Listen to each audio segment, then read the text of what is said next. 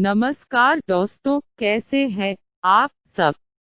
अगर आप इस चैनल पर नए हैं तो कृपया लाइक, सब्सक्राइब और बेल आइकन को प्रेस करना ना भूलें, जिससे हमारे द्वारा नए वीडियो डाले जाने की सूचना आपको तुरंत प्राप्त हो और आपको अच्छे ऐसे नोटिफिकेशन मिले। तो दोस्तों, आज का हमारा नया टॉपिक है कि क्या मनुष्य जन्म और जीवन बिना किसी गुरु या आध्यात्मिक व्यक्ति के सार्थक है अथवा नहीं।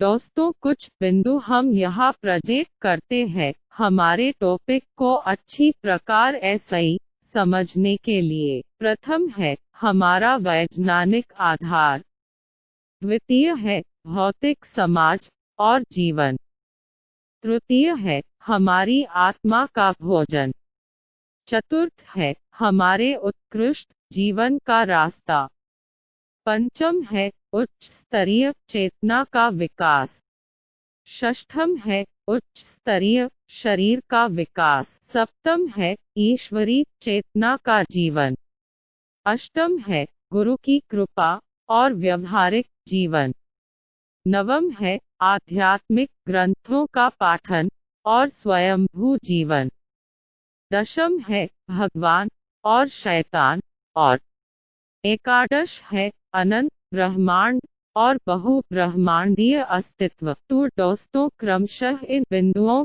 ऐसे ही हम विवेचन करते हैं। प्रथम हमारा वैज्ञानिक आधार।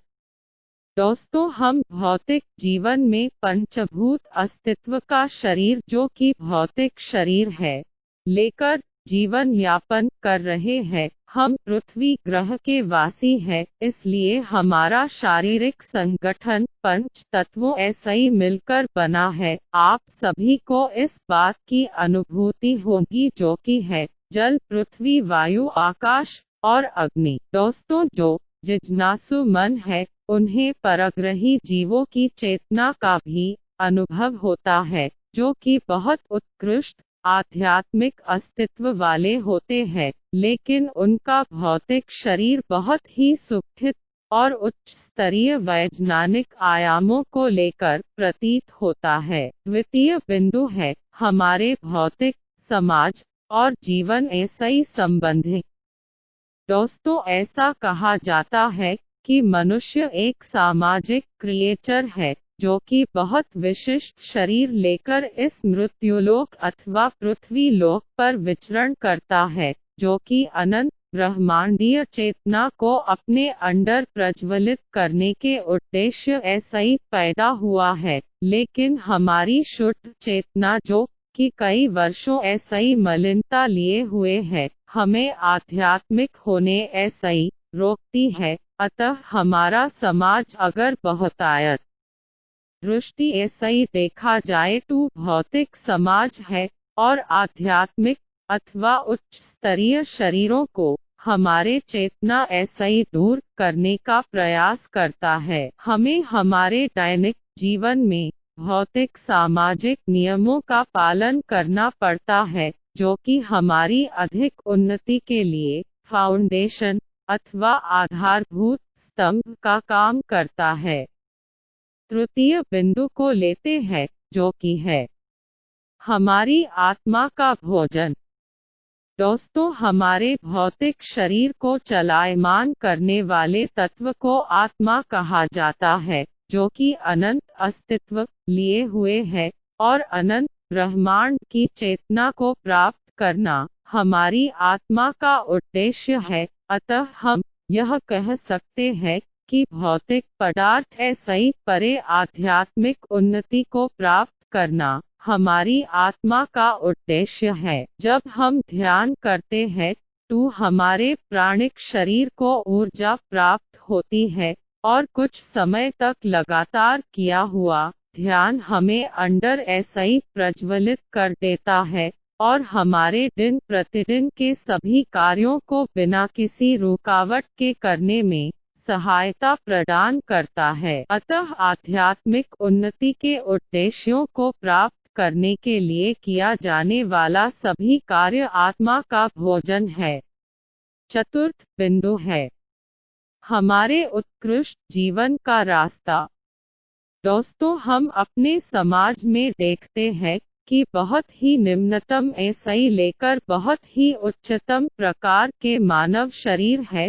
तो हम बिल्कुल चाहते हैं कि हमारा जीवन उत्कृष्ट हो और हम उच्च स्तरीय प्रकृति के साक्षात्कार हेतु कुछ कार्य करें जिससे हमें महानता प्राप्त हो अथवा उपलब्ध हो। दोस्तों, हम यह कह सकते हैं कि हमारी अलग अलग प्रकार के भौतिक मानवीय शरीर कर्म के सिद्धांत को फलित करके चेतना को प्राप्त होते हैं। आत्मा का परम उद्देश्य है कर्म करना और विभिन्न प्रकार की कर्म स्तर एक व्यक्ति के गुणवान अथवा प्रतिभावान होने का साक्ष्य प्रस्तुत करते हैं। दोस्तों, किसी भी मनुष्य का तत्व ज्ञान को प्राप्त होना उसकी उत्कृष्ट जीवन को जीने के लिए प्रारंभिक कार्य होता है।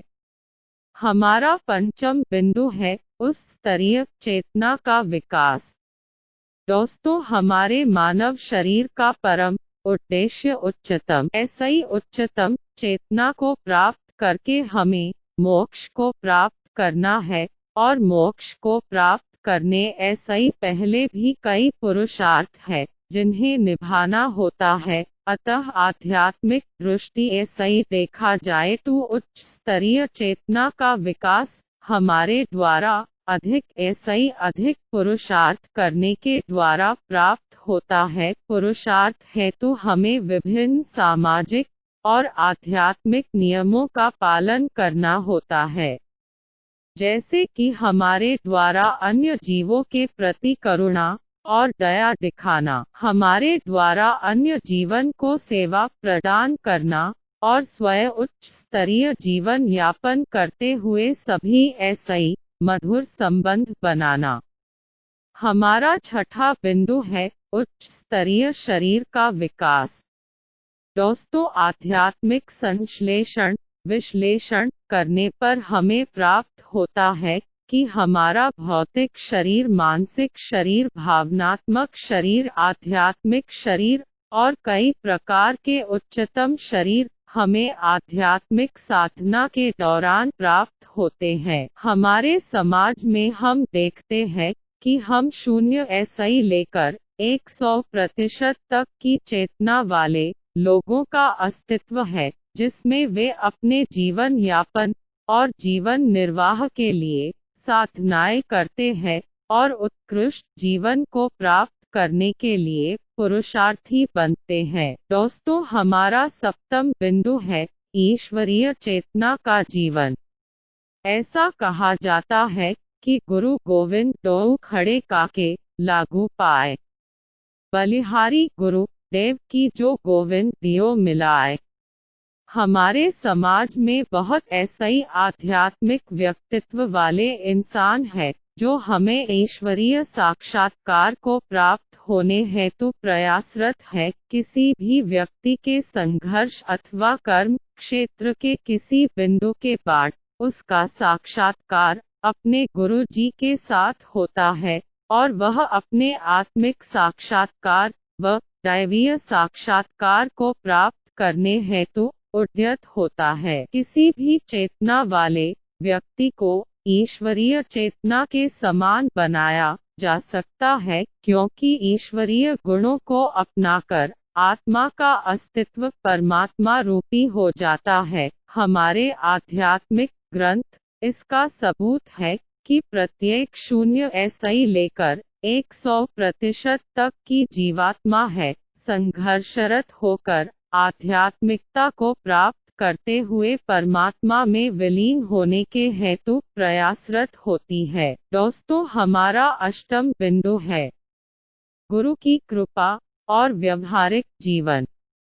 दोस्तों, हमें आध्यात्मिक जीवन 2 तरीके ऐसे ही प्राप्त हो सकता है। प्रथम है सैद्धांतिक रूप ऐसे, जिसमें हम आध्यात्मिक ग्रंथों के पाठन और विवेचन ऐसे दैवीय चेतना को प्राप्त होते हैं। और दूसरा उपाय है हम आध्यात्मिक गुरु के संपर्क में आकर उनकी सेवा करके और उनके द्वारा बताए व निर्देशित किए हुए कार्य करके और समुचित ध्यान साधना समाधि का प्रयास करते हुए गुरु तत्व को अथवा ईश्वरी तत्व को प्राप्त होते हैं। दोस्तों, नवम बिंदु में हम लेते हैं सैद्धांतिक रूप ऐसे आध्यात्मिक जीवन को अपनाना, अर्थात आध्यात्मिक ग्रंथों का पाठन और स्वयंभू जीवन।